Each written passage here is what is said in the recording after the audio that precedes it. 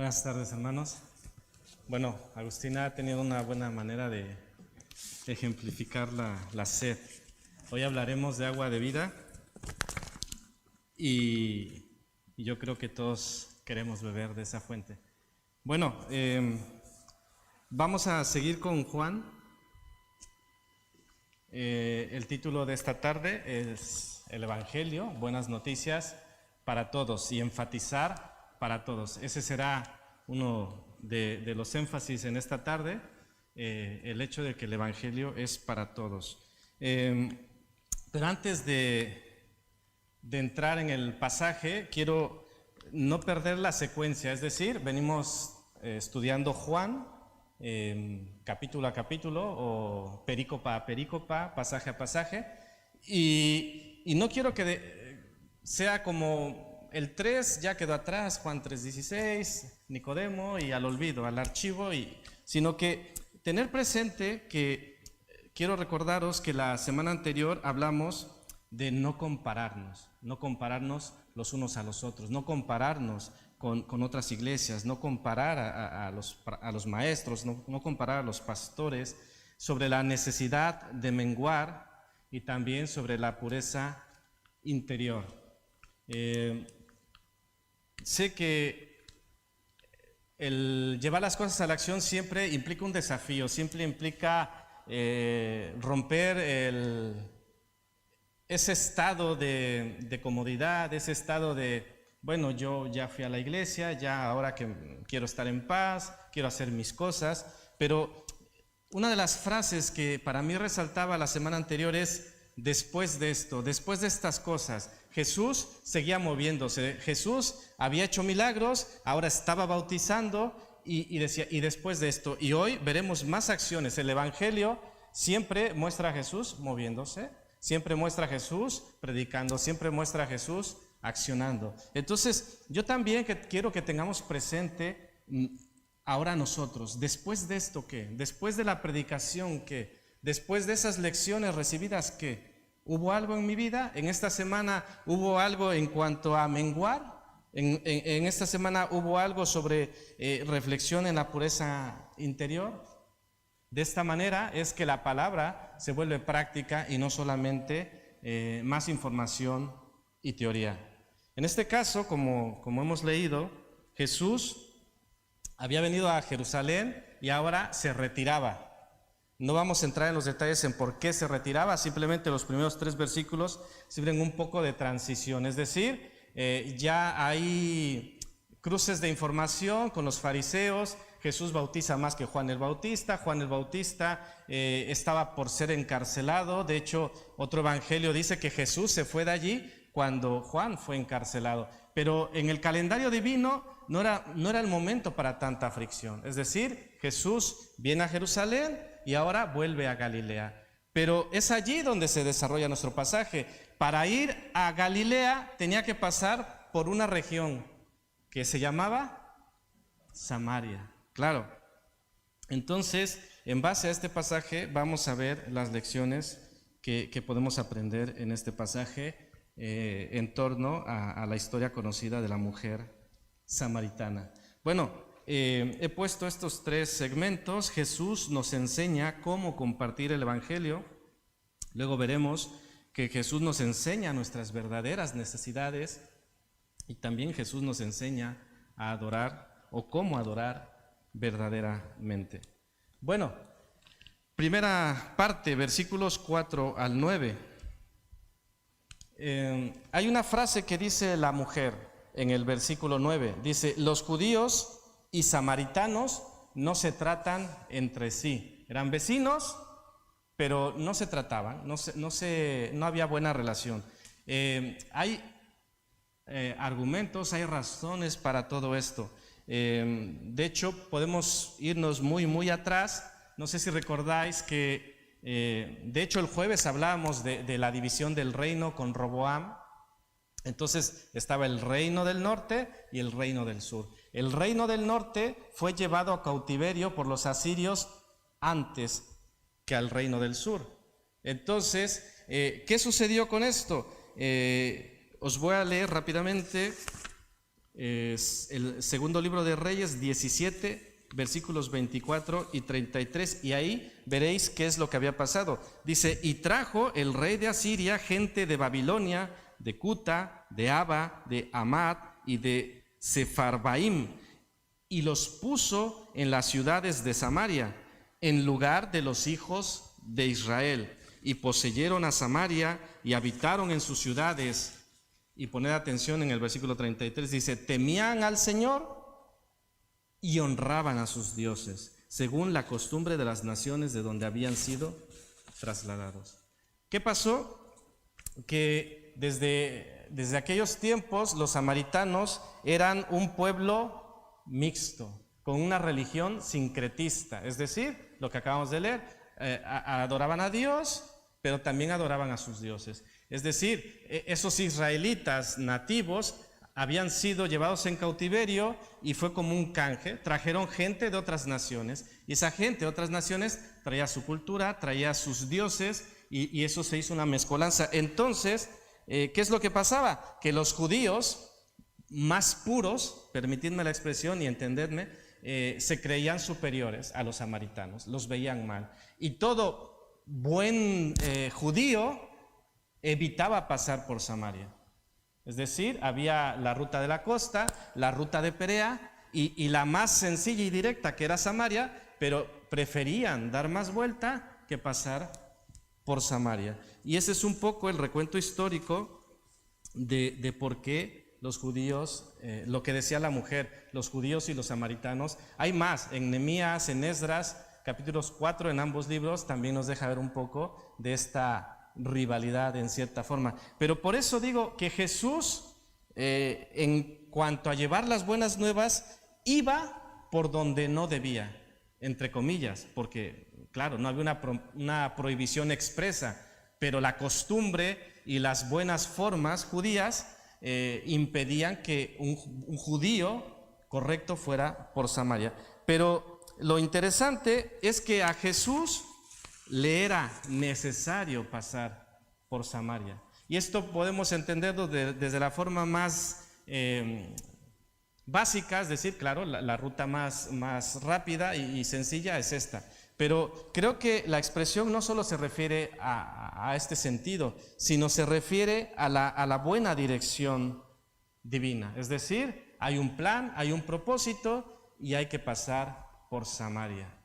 Jesús, un hombre correcto, un hombre que, vamos, lo conocemos, no tenía pecado alguno, y cualquier judío ortodoxo, cualquier fariseo podría haber dicho: uy, él no tendría que hacer estas cosas. Pero a Jesús no le importaba.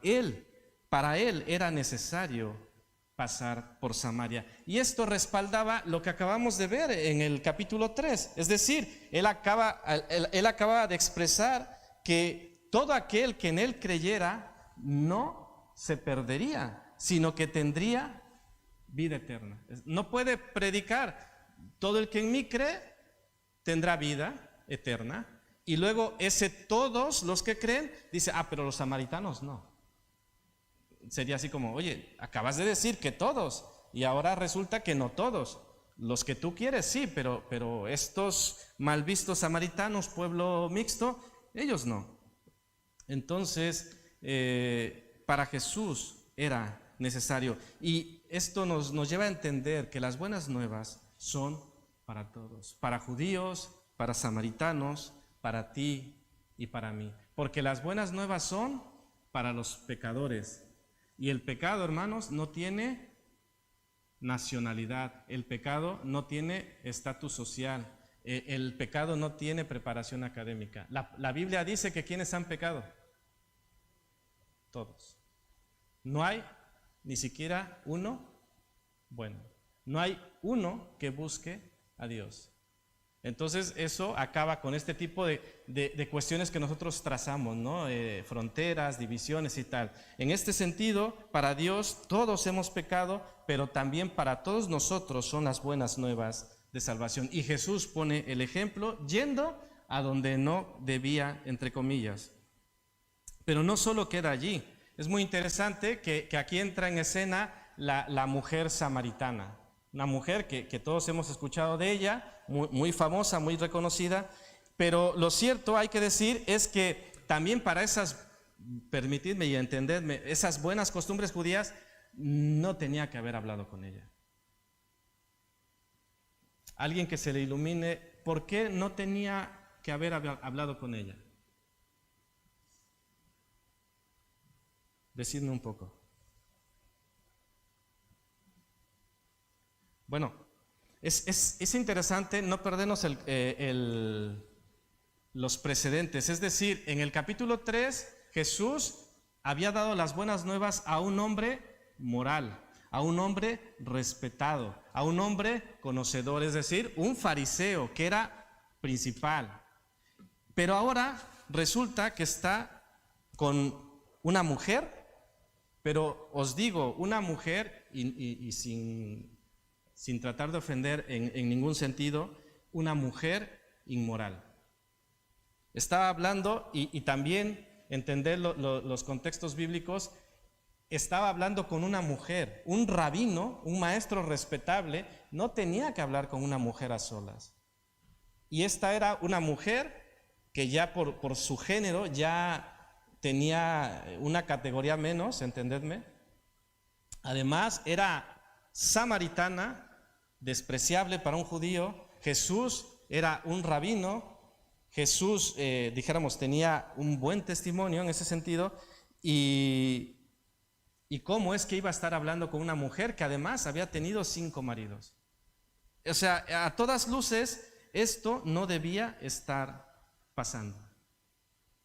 Por eso decía que hay varios motivos por los cuales, en teoría, Jesús no debería. De hecho, en el versículo 27, en la primera parte, dice, en esto vinieron sus discípulos y se maravillaron. En otras versiones dice, y se asombraron de que hablaba con una mujer. Sus discípulos, cuando volvieron de comprar comida, dijeron, ¿ya viste a Jesús? Está con una mujer. ¿Qué estará haciendo? No entendemos. No tiene sentido. Pero no dijeron nada. Se quedaron como, vale. Dice, sin embargo, ninguno dijo, ¿qué preguntas o qué hablas con ella? Simplemente se quedó así. Y más adelante, terminar este primer punto con Jesús hacía lo que no debía. Versículo 9 dice, la mujer samaritana le dijo, ¿cómo tú, siendo judío, me pides a mí de beber, que soy mujer samaritana? Porque los judíos y samaritanos no se tratan entre sí. Es decir, Jesús, otra vez, entre comillas, no tenía que haberle pedido agua. Y la misma mujer lo cuestiona y dice, pero ¿por qué haces esto? ¿De qué ciudad vienes? Porque esto no tendría que estar pasando. Ella misma es confrontada, los discípulos son confrontados, pero Jesús no es confrontado. Jesús está natural. Jesús vino a salvar, Jesús no vino a condenar, y no había barrera humana ni costumbre humana que lo fuera a detener. Jesús cumple el propósito de su Padre. Aunque lo miraran raro, aunque dijeran, ¿y este qué está haciendo? Él quería salvar, Él quería proclamar las buenas a toda criatura. Como cuando Él envió a sus discípulos, a toda criatura, pues siempre Jesús, cualquier cosa que pide, el ejemplo lo pone, y esta no es la excepción. Cuando Jesús dice que vayamos a cada etnia del mundo, o que el evangelio debe ser proclamado a cada etnia, pues Él no se detuvo con Judea, no se detuvo en Jerusalén, no se detuvo en Galilea, sino que fue a otras partes que muchos pensarían no debía haber ido. Pero Jesús estaba aprovechando la situación, es decir, humanamente Jesús tenía sed. Algunos comentaristas dicen que era la hora sexta, que la cronología o los tiempos en Juan son distintos a los evangelios sinópticos, pero en condiciones normales, de acuerdo a los sinópticos, estábamos hablando del mediodía, hacía calor. La hora sexta, o sea, el día empezaba a las 6 y 6, 12, y y bueno, no quiero meterme mucho si otros comentaristas dicen que era la tarde, las 6 de la tarde, pero no nos metamos en esto. Simplemente es que Jesús tenía sed y apeló pudo aprovechar las circunstancias que tenía a la mano para poder intercambiar, para darle información a la mujer y sobre todo hablarle de la necesidad más importante que ella ha tenido. Dice un comentarista que Jesús apeló a su amabilidad, es decir, ¿de qué puedo hacer uso? La mujer vio que era amable y le dijo, dame de beber. Y también cuando le dijo, si conocieras quién es el que te pide agua, apeló a su curiosidad, como que le metió, si tú conocieras quién es el que te pide, el que te dice, dame de beber, y la mujer dijo, ¿qué pasa? No entiendo, pero despierta mi interés. También apeló a su deseo de satisfacción y descanso eterno. Es decir, cuando le dice, el que bebiere del agua que yo le daré, no tendrá sed jamás. Claro, la mujer ya estaba enganchada, la mujer ya había captado su atención. Este hombre está diciendo cosas que me enganchan. Y después, y al final, apeló a su conciencia. Cuando le dice, ve, llama a tu marido. Sería una pregunta básica, es decir, la mujer, pues no quiero que piensen mal, ¿no? Alguien decía, en una iglesia que todas las solteras tenían que estar casadas. No estoy yendo por allí, pero en ese contexto la mujer tenía que estar casada, era lo normal, pero no es lo que pasaba con esta mujer, sino que ya veremos más adelante, y lo hemos leído, que esta mujer había tenido 5 maridos y con el que estaba actualmente no era su marido. Bueno,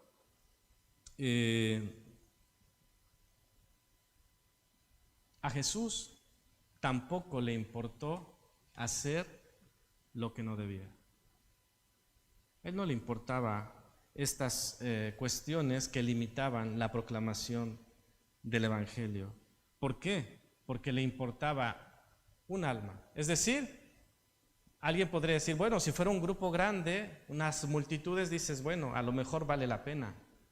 Pero para el Señor un alma vale la pena. Lo vemos con Felipe y el etíope. Le saca de una gran campaña evangelística con mucha gente y le lleva con un eunuco. Pero para el Señor era importante. Y en este caso, en un sistema, dijéramos, en una campaña evangelística, en cuanto a estrategias humanas, quizá no se nos ocurriría ir con esta mujer samaritana. Iríamos a las grandes masas, iríamos a donde están los más religiosos, iríamos donde está la gente más buena, entre comillas. Pero Jesús le fue necesario pasar por Samaria, donde no había gente buena, entendedme. Pero Jesús fue por allí y confirmó su deseo y su propósito de que Dios envió a su Hijo al mundo. Más bien, no envió Dios a su Hijo al mundo para condenar al mundo, sino para que el mundo sea salvo por él. Y otra vez la cuestión universal. Dios envió para que los judíos sean salvos. No, para que el mundo sea salvo. Y Samaria incluía al mundo. Entonces, el primer punto de cómo proclamar las buenas nuevas. En ocasiones, ir a donde no debemos, con mucho cuidado lo digo, esto que no sea licencia para meternos a cualquier sitio, hablar con quien no debía, y Jesús también hacía lo que no debía. Esto me recuerda, hace tiempo, no sé dónde leí, y a lo mejor ya os comenté esto, que en cierto lugar, que tampoco recuerdo, perdonadme, cerca de una iglesia, muy cerca, en ese barrio, había... hay niños. Bueno, unas mujeres de la calle y el conflicto era, ¿les damos testimonio a esas mujeres? Es el barrio. Y claro, algunos decían, uy, pero es que esas mujeres, pero es parte de esto. Es importante también allí llevar las buenas nuevas a toda criatura, para que nosotros no tengamos prejuicios y nosotros no decidamos a quién dar las buenas nuevas. El Señor nos dice a toda criatura. Y nosotros no tenemos por qué estar en un sistema de elección. Simplemente el Espíritu nos mueve y compartimos a quien Él nos dice. Bueno, vamos al segundo punto. Y aprovechando que Jesús empieza a hablarle a la mujer sobre sus verdaderas necesidades, que también son de una forma práctica para nosotros entender que también son nuestras necesidades. Como ya decía, una vez captada la atención, Jesús en el versículo 10 le dice: si conocieras el don de Dios y quién es el que te dice dame de beber, tú le pedirías y Él te daría agua viva. Es decir, necesitas el don de Dios, necesitas conocer el don de Dios, necesitas conocer a Dios. Y con este don se nos está hablando de lo que realmente es. No es un premio, no es un galardón. La salvación no es por obras, simplemente es el don de Dios. Si tú conocieras el don de Dios, si tú te enteraras de tu necesidad, dirías: dámelo por favor, lo necesito. Pero tristemente, ¿cuánta gente hay que va por la vida diciendo: yo estoy bien, no necesito nada? Y el Señor les diría: pero es que si tú supieras, si tú te enteraras, me pedirías que te diera de esta agua viva, porque te darías cuenta cuán necesario es para ti, cuánto lo necesitas. Conocer a Dios. Conocer a Dios es una expresión profunda, porque podemos decir que le conocemos, pero a la vez necesitamos conocerle más. Es decir, no podemos decir que hemos llegado al conocimiento pleno de Dios. De hecho, hasta que estemos cara a cara con Él, le conoceremos más en su plenitud. Pero de momento le conocemos ciertamente, pero necesitamos conocer más a nuestro Dios. Esta mujer necesitaba reconocer quién es el que estaba delante de ella. Nosotros quizá digamos: yo he reconocido a Jesús, Jesús es el Señor de mi vida, y eso es maravilloso, pero eso no quiere decir que no necesitemos seguir conociéndole más y mejor, más comunión, más cercanía. Esa cercanía que me hace pensar en el rostro iluminado de Moisés, y que también nosotros lo necesitamos. Bueno, en este mismo versículo le menciona su necesidad de agua viva. Y claro, podríamos pensar a qué se refiere, cuál es esa agua viva, ¿no? Porque la figura está ahí, el pozo, el agua, y dices: vale, esta agua lo entiendo, pero ¿a qué te refieres con esa agua viva? ¿Qué quiere decir? Algunas referencias bíblicas mencionan a Dios como fuente de agua viva. En Jeremías 2:13 y 17:13 habla de Dios como fuente de agua viva. Y posteriormente en Juan 8:38 Jesús identifica al Espíritu Santo como agua viva. Dios, el Espíritu Santo, y allí Jesús, al ofrecerle agua viva, Él también se identifica como fuente de agua viva. Es decir, yo tengo esa agua, yo te la puedo dar.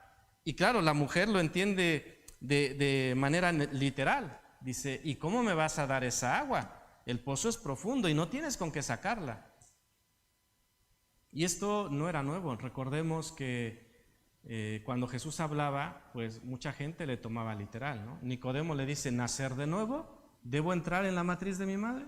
O cuando Jesús le dice a aquellos que iba a derribar el templo y a reconstruirlo en 3 días, y dicen: literalismo.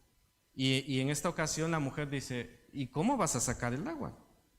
Pero la mujer estaba intrigada, la mujer iba en buen camino, estaba entendiendo más y mejor con quién estaba entendiendo más y mejor su situación.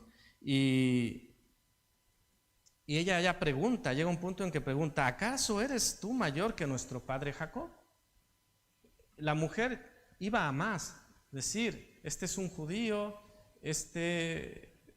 con las cosas que me está diciendo, ¿acaso es mayor? Y después dirá, este hombre es profeta, para que al final, y a donde tenía que llegar, es a reconocer a Jesús como el Cristo.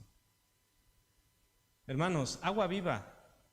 Hay cosas, o más bien hay una sed que no podemos saciar con cosas. Esta mujer tenía 5 maridos, y esto nos demuestra que había algo que no acababa de cuajar, ¿no? Primer marido, no funcionó, algo falta. Segundo marido, no, algo falta. Tercer marido, cuarto marido, y luego 5, y tampoco, y ahora estaba con otro que ya no era su marido, y esa mujer seguía teniendo sed. Nosotros nos podemos identificar con esto. La misma parábola del hombre rico, un hombre rico que materialmente tenía todo, y sin embargo en aquella parábola dice, tengo sed.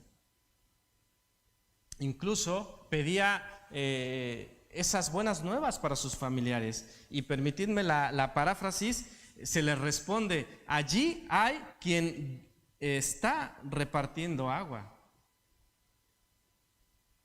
Es decir, allá hay quien está anunciando el evangelio, que le hagan caso a ellos, que beban de esa fuente que está disponible. Y Jesús en el versículo 14 le dice a esta mujer, mas el que bebiere del agua que yo le daré no tendrá sed jamás. Y como la mujer, y no pensando literalmente, queremos esa agua viva, de la cual no volveremos a tener sed.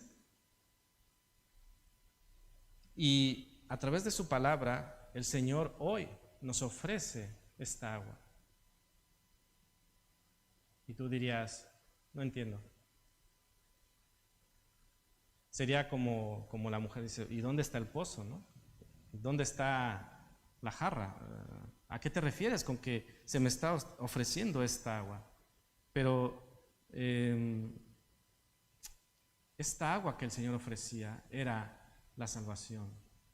Por eso, cuando nosotros somos salvos, el Espíritu Santo viene a morar en nosotros. Es cuando tenemos a Dios en nuestras vidas. Por eso, a Dios como fuente de agua viva, al Espíritu Santo también relacionándolo con el agua viva, entonces la salvación está directamente relacionada con esta agua viva.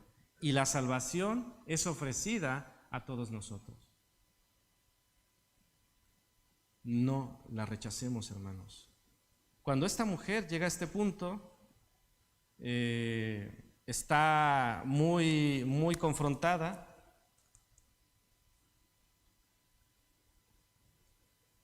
Versículo 15 dice, la mujer le dijo, Señor, dame esa agua para que no tenga yo sed ni venga aquí a sacarla.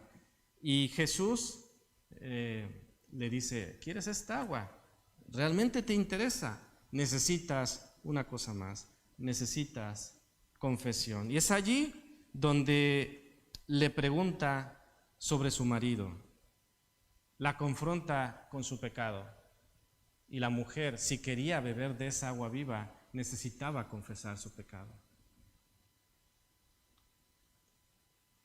Y Jesús, ante la respuesta de esta mujer, en el versículo 18 le dice, esto has dicho con verdad. Es decir, has pasado la prueba, has confesado tu pecado, tu conciencia te ha acusado y has reconocido que no lo estás haciendo bien. Pero ahora estás con la persona correcta, con la actitud correcta, estaba con el Señor, con el que puede dar salvación, y estaba confesando su pecado.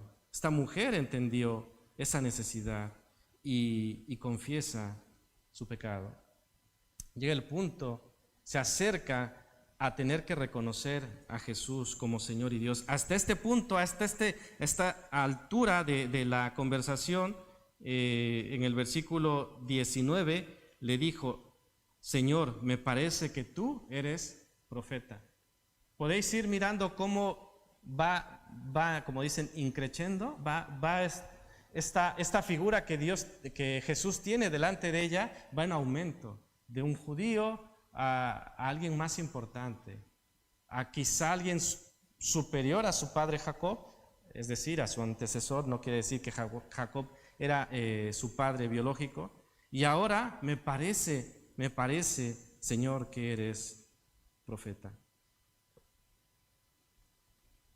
La mujer estaba a punto de nacer de nuevo. La mujer estaba a punto de tener ese encuentro verdadero con el Señor. Lo tenía ya, estaba con Él, pero ahora iba a entender quién era Él y también estaba entendiendo cuáles eran sus necesidades y qué tenía que hacer. Esto iba por buen camino. Pero claro, la situación estaba allí y el hablar de sus 5 maridos tampoco es que le hiciese sentir muy cómoda. Hay quien dice que esta mujer había ido a un horario atípico a coger agua, porque no solían ir a esa hora, porque se piensa que quizá no quería que la vieran otras mujeres. No quería porque seguramente era señalada, seguramente era mal vista, y claro, ella no quería estos comentarios. Prefiero ir a una hora quizá más complicada, pero no hablar con nadie, que nadie me diga cosas que no sea señalada.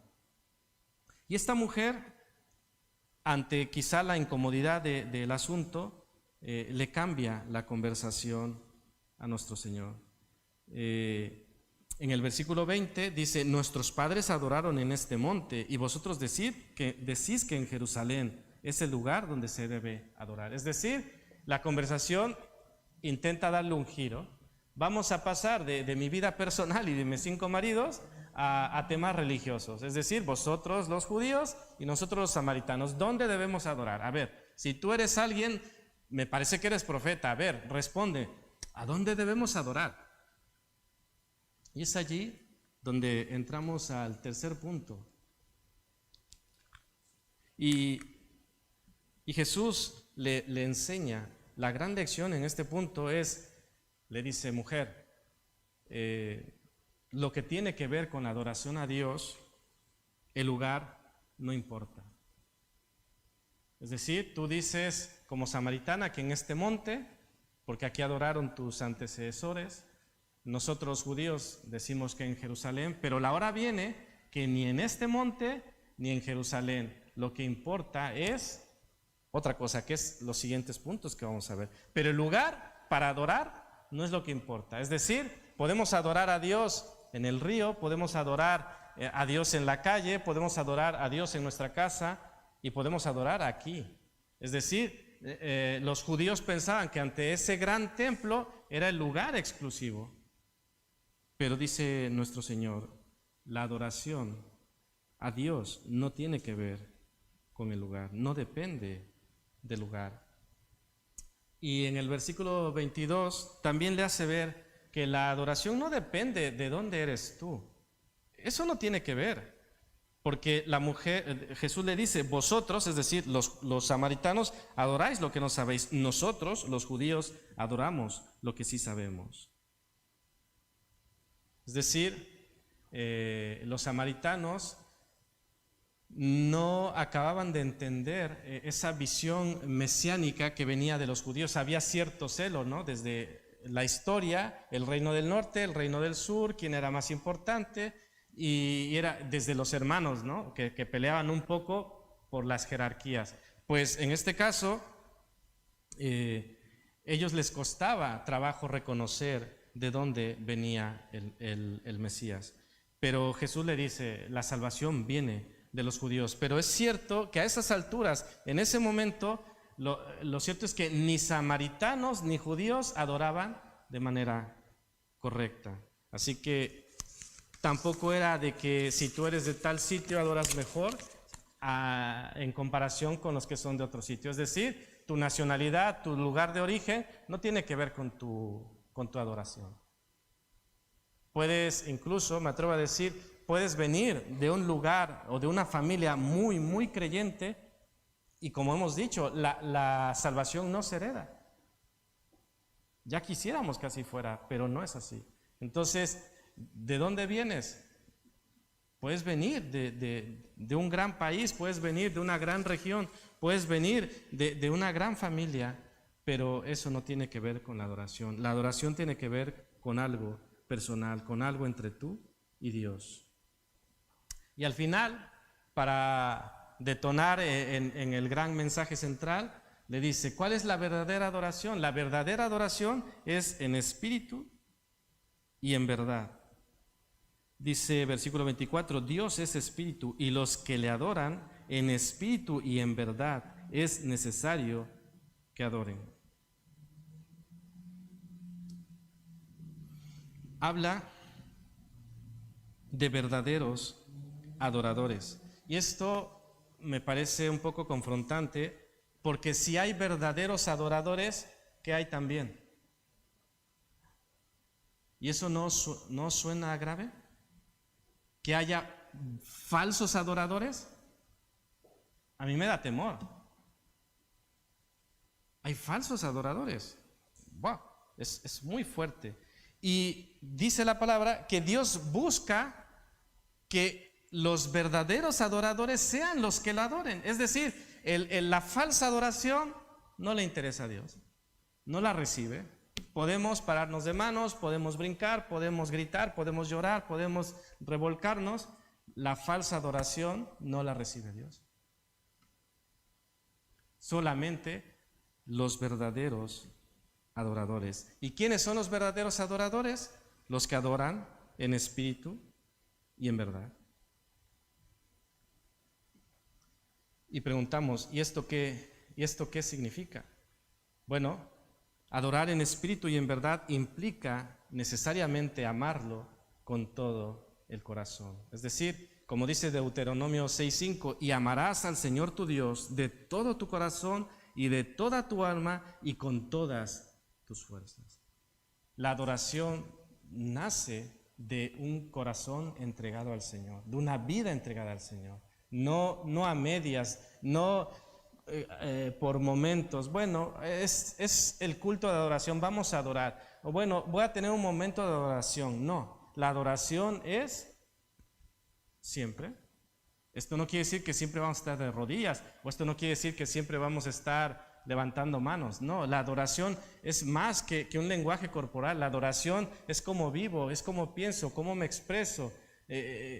Mis motivaciones, el amar al Señor, y como amo al Señor, amo a mi prójimo. O sea, tiene que ver con muchas cosas, y esa es la manera correcta de adorar a Dios, y esa es la adoración que Dios busca. La adoración en espíritu implica el corazón, es decir, la verdadera adoración en espíritu implica lo interior, no lo externo ni lo superficial. Dice un comentarista, a menos que exista una verdadera pasión por Dios, no hay adoración en espíritu. Si no hay una pasión por Dios, no hay una adoración verdadera. Y alguien diría, wow, esto es muy extremo, eso es demasiado. Bueno, digámoselo a Dios. Esto no lo invento yo, no lo pongo yo, es lo que el Señor quiere, es lo que el Señor busca, verdaderos adoradores. Y adorar en verdad simplemente significa que nuestra adoración debe estar fundamentada. Es decir, alguien puede pensar que adora haciendo cosas raras, pero esa adoración no está basada en la verdad. ¿Cómo aprendemos a adorar a Dios? En su verdad, en espíritu interior y en verdad. O sea, adoramos a Dios como Él pide que le adoremos. No necesitamos inventarnos una adoración. El Señor nos dice cómo debemos adorarla, que nuestra adoración no sea temporal, momentánea o emotiva. Hoy hemos adorado tremendamente, fue un momento, efervescencia, emociones. La adoración trasciende las paredes, la adoración trasciende el domingo, la adoración trasciende de 6 a 7:30, la adoración debe trascender. Y es la adoración que el Señor recibe. Así que, hermanos, parte de lo que podemos aprender en este pasaje es cómo adorar verdaderamente y quedarnos con esa cuestión de la falsa adoración que no agrada a Dios. Bueno, vamos a ir terminando, vamos a ver 3 aplicaciones prácticas Y quisiera referirme a los primeros 3 versículos, donde Jesús, el ministerio de Jesús, ya tenía oposición. Y tenía oposición de los que debían apoyarle, es decir, de los líderes religiosos, de los que más conocían la ley, eran los que tenían que reconocer en él al Cristo, es lo que tenían que reconocer. Hombre, este es el Hijo de Dios, pero ¿quiénes le reconocían? Pescadores, gente iletrada, incluso samaritanos. Pero los que debían decir, wow, este es el Cristo, no, ellos le rechazaban. Y Jesús, en ese sentido, decidió violar las normas humanas. Es decir, comía con pecadores, hablaba con mujeres inmorales, tocaba leprosos. Claro, eso, tocar leprosos era, wow, ¿qué está haciendo? Pues Jesús lo hacía. ¿Por qué? Porque eran normas humanas, eran cosas impuestas. Querían agradar a Dios, pero eso no venía de Dios. Es ahí donde estos fariseos hacían su propia adoración. Es decir, no hagas esto porque esto va a desagradar a Dios. Y empezaban a cargar a la gente con cosas que no tenían que ser. Pero Jesús iba más allá de todo esto, a pesar de la oposición, y que esta oposición al final le llevó a la cruz. Pero quiero que en este punto pensemos en que no nos detenga la oposición y que también tengamos mucha precaución para no convertirnos en oposición, porque aún inconscientemente, aún sin tener la intención de hacerlo, podemos convertirnos en oposición. ¿Y de qué se trata esto? De proclamar el Evangelio. Jesús vino y iba donde no debía, hacía lo que no debía, hablaba con quien no debía para proclamar el Evangelio. Y había gente al lado que decía, ¿qué está haciendo? Esto no debería hacerlo. Si fuera alguien realmente que conociera la ley, no hablaría con esta mujer, no hablaría o no estaría con estos pecadores, con estos publicanos, ¿no? Como en otras historias vemos. También, hermanos, en el segundo punto, bueno, antes de pasar dar y recibir, hablemos del segundo punto. En esta situación quiero hablar ambivalentemente, es decir, como receptor y como portador de las buenas nuevas, como receptor de las buenas nuevas y como portador. Es decir, como receptor, el mensaje que estamos recibiendo es que Dios nos ama, no importa de dónde seamos, no importa nuestra etnia, no importa nuestro color de piel, no importa nuestra capacidad económica, Dios nos ama y Dios vino a salvarnos. Ese es el mensaje que recibimos. Pero también, por otro lado, y paralelamente, como portadores de las buenas nuevas, también recibimos un mensaje. Nosotros hemos sido enviados a ser discípulos, ¿estamos de acuerdo? Quiero que pensemos, ¿nosotros pasamos por Samaria? ¿Entended la expresión? ¿Pasas por Samaria? ¿Entendéis a qué me refiero? ¿Pasas por Samaria? Incluso más, ¿te es necesario pasar por Samaria? Hermanos, algo que nos confronta mucho y nos incomoda es que somos llamados a ganar almas. Somos llamados a eso. Y claro, ¿ganamos almas? ¿Hacemos discípulos?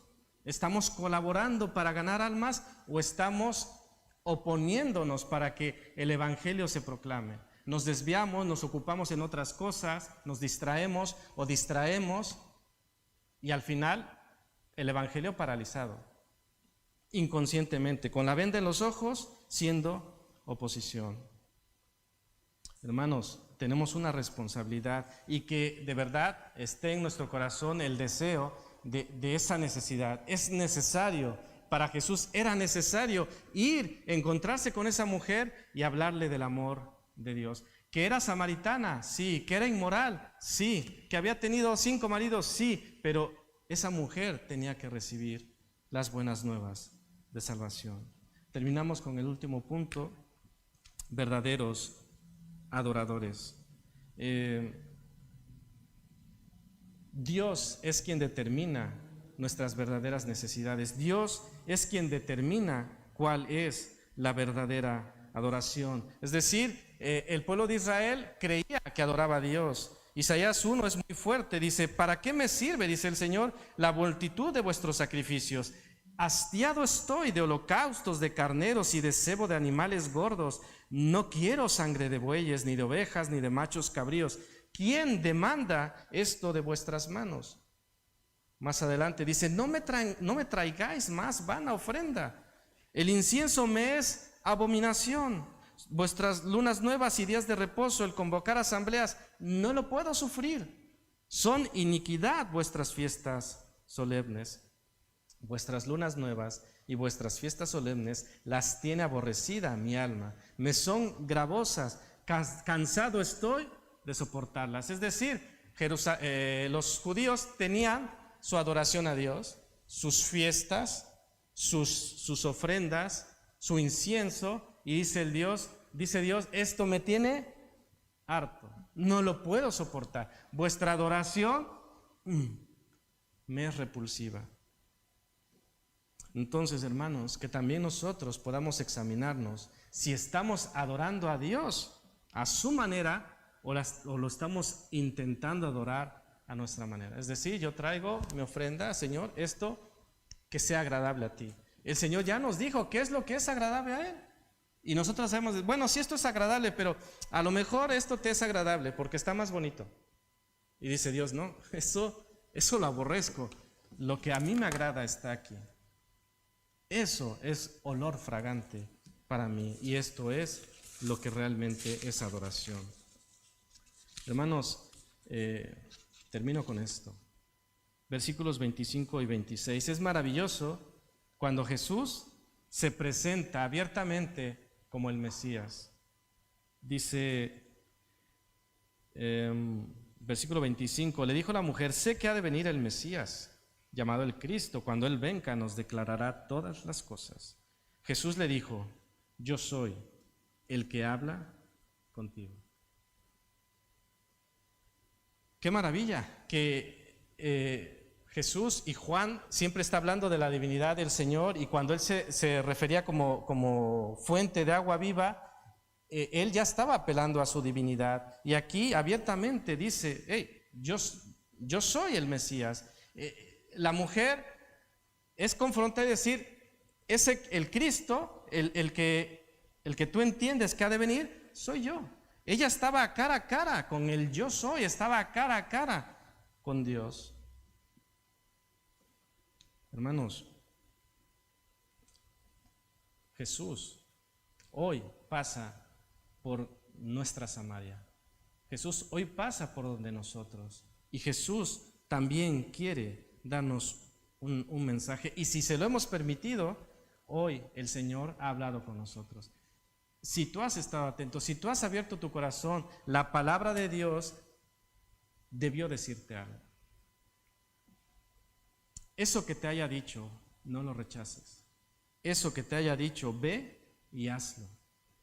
Si no te ha dicho nada, yo me preocuparía. Pero si el Señor te ha dado un mensaje, ocúpate, ve y hazlo. Que el Señor los bendiga.